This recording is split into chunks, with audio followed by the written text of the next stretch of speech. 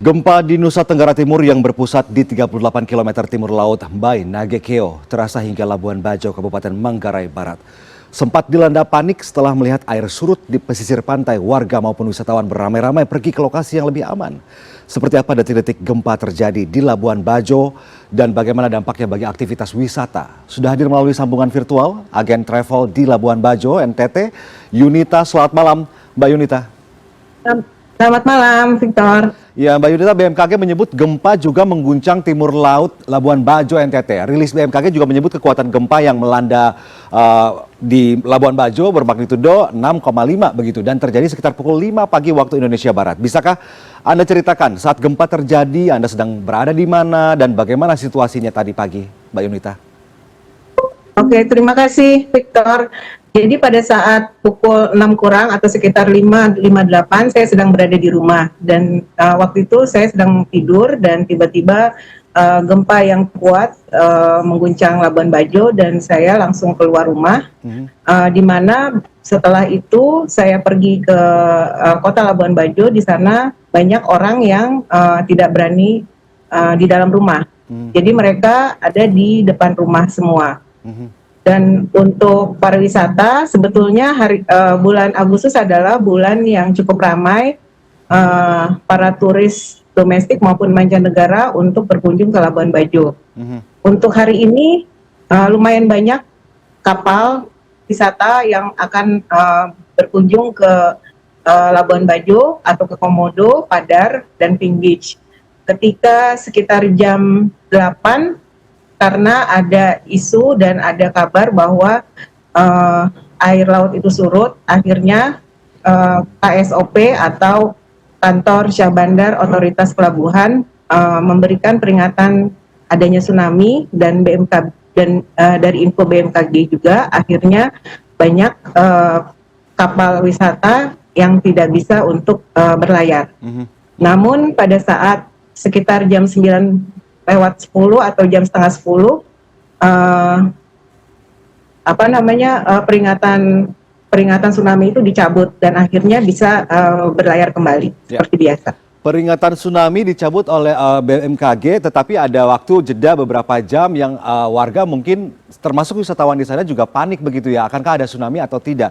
Anda melihat bagaimana situasinya pada saat itu? Apakah banyak sekali wisatawan maupun warga sekitar di Labuan Bajo yang mencoba untuk menyelamatkan diri ke lokasi yang lebih aman atau lebih tinggi begitu, Mbak Yunita? Betul.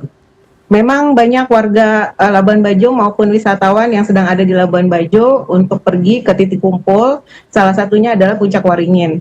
Di sana banyak warga dan turis dari domestik maupun mancanegara yang menunggu akan gempa itu reda.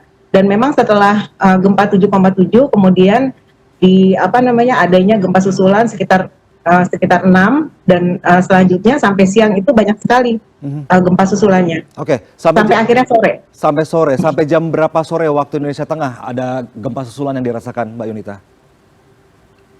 Kalau yang saya rasakan sekitar jam 5 itu masih atau ada. Jam setengah 6 masih walaupun ininya lebih kecil dibandingkan yang pagi. Oke. Pada saat dilakukan atau dirilis oleh BMKG akan ada potensi peringatan dini tsunami begitu ya.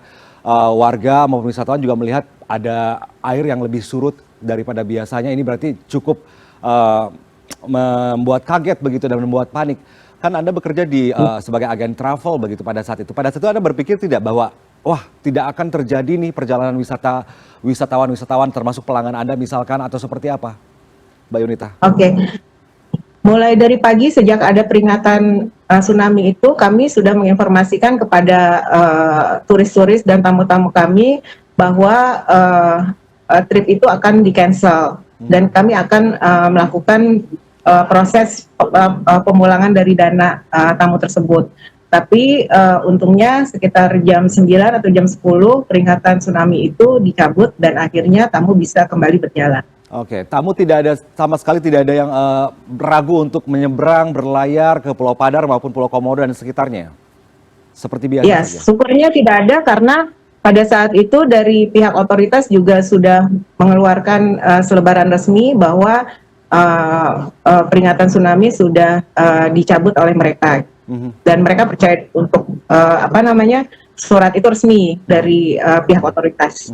Kita melihat ada satu video yang cukup berseliweran di media sosial, ada bangunan hotel di Labuan Bajo yang terdampak dan cukup rusak parah begitu ya. Di kota sana, di Labuan Bajo, di pusat kota, apakah banyak bangunan-bangunan yang mengalami kerusakan juga, Mbak Yunita, yang Anda lihat? Kalau di Labuan Bajo sendiri untuk kerusakan parah itu tidak terlalu banyak, tapi lebih banyak kerusakan ringan. Sedangkan kalau untuk yang kerusakan berat itu ada di salah satu hotel itu di sekitar nama daerahnya Gorontalo, itu sekitar 2 kilo dari kota Labuan Bajo. Dan untuk fasilitas umum seperti Rumah Sakit Komodo maupun Rumah Sakit Siloam itu juga dikabarkan hanya rusak ringan, namun banyak pasien dievakuasi ke daerah parkiran. Saat ini Anda mungkin pribadi atau teman-teman Anda atau wisatawan yang ada di sana yang Anda lihat, akankah mereka merasa tenang untuk beristirahat malam ini atau tidak begitu? Karena Kalau untuk khawatir ada saya gempa sendiri, susulan begitu ya, Mbak Yunita? Ya, kalau untuk saya sendiri sepertinya tidak tenang ya, dan selalu mengecek dari HP untuk aplikasi BMKG apakah ada gempa susulan atau tidak. Jadi sepertinya untuk malam ini kurang tenang untuk tidur ya. Terpaksa begitu ya. Oke, terakhir Mbak Yunita, Anda melihat suasana yang pagi ini cukup mengagetkan, terutama di daerah di Maumere, di sana di NTT begitu ya. Banyak sekali warga panik, bahkan pelabuhan di Lorensai juga cukup parah sekali terjadi gempa dampaknya begitu. Di Labuan Bajo untuk esok hari, apakah Anda melihat akan terlihat suasana dan kondisi seperti biasa lagi atau mungkin warga masih ragu untuk berlibur di sana?